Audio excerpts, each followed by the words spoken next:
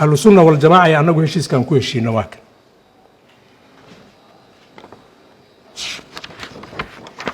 waxaa saxiixay wasiirka arrimaha gudaha iyo Sheekh Shaakir 10 qodob ku qoray waa idin akhrina magaaladaana waa joogteen wixii gafaho federaal jirana barta wixii gafaho meel kale jirana barta waxa ugu horeeya qodobka koowaad ah si loo helo kalsooni iyo jawi xasiloon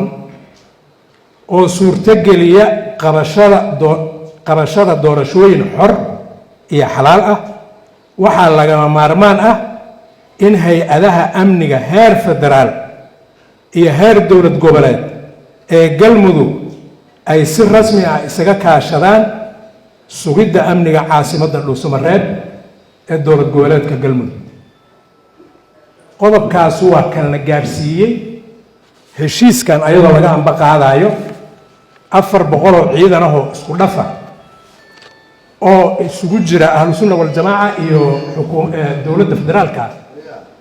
hal adeejiyo in la yiraahdo qodobkaas waa kaas arrinkan shuhada ka tiin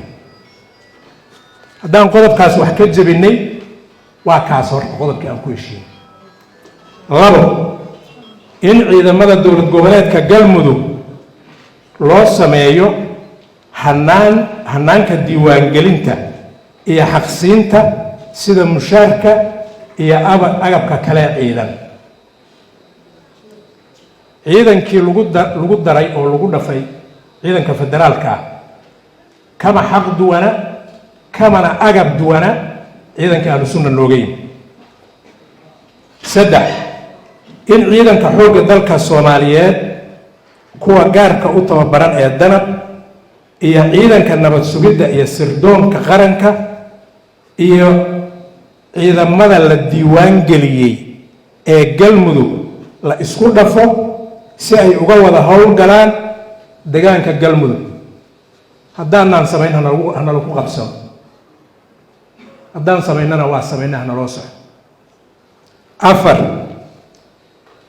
qayb qodobkaana waa muhiim waxaan rabaa inaad dhageysataan in qaybta 12aad ee ciidanka xoogga dalka Soomaaliyeed ciidanka sida gaarka u tababaran loo yaqaan danab iyo ciidanka nabad sugidda iyo sirdoonka qaranka ay si rasmi ah ugu soo wareegaan xarumaha magaalada Dhuusamareeb habbahan miya qabata marka dan taas ku heshiin hadli mayno hadday sanbixin miya meesha geli karto ahlan wasahlan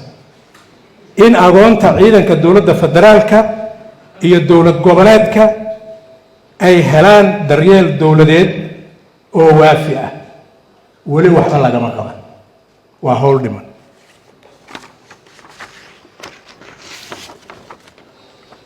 qodobka lixaad waxaa la isla gartay in magaalada Dhuusamareeb laga dhigo gogol nabadeed ay ka soo qayb galaan dhammaan beelaha deegaanka galmudug iyo qaybaha bulshada sida odayaasha dhaqanka culimada dumarka iyo dhalinyarada shirkaas wasaaraddu waxay u magacaawday guddi qabanqaabo oo aan u bixino guddiga qabanqaabada shirweynaha dib u heshiisiinta galmudug halkaanay ka baxeen burceel ay ka bilaabeen balanbal ay ku xijiyeen caabud waaq huur shaxaraale gaalkacyo cadaado waxaan u malaynayaa waxa ka dhiman galmudugta maanta aan gacan cadow ku jirin waa yaryihiin fariin nabadeed ay gaarsiiyeen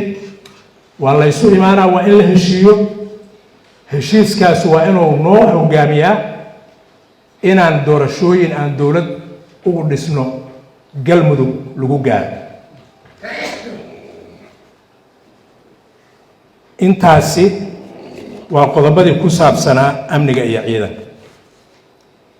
arrimaha doorashooyinka dowlad goboleedka galmudug waxay ka dhacayaan magaalo madaxda dowlad goboleedka galmudug ee Dhuusamareeb qodob jabi karaba maaha kaas. 8 wasaaradda arrimaha gudaha federaalka iyo dib u heshiisiinta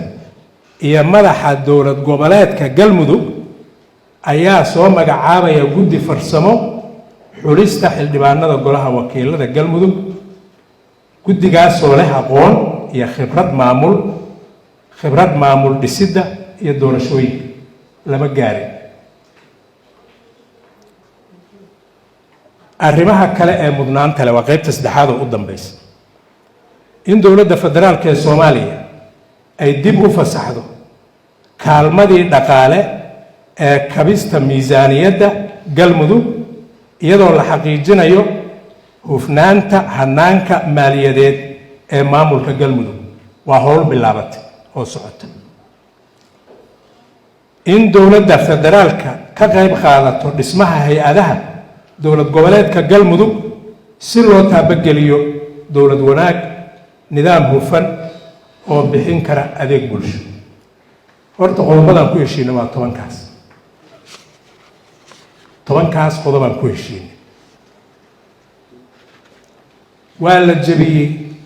waa la baal maray, waa nala ku ballan furay keliya waay hal qodob oo ma aana maqal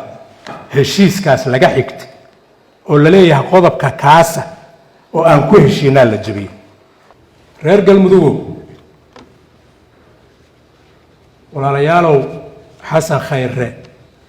darajo ka maqanna uma soo doonan dhuusamareeb,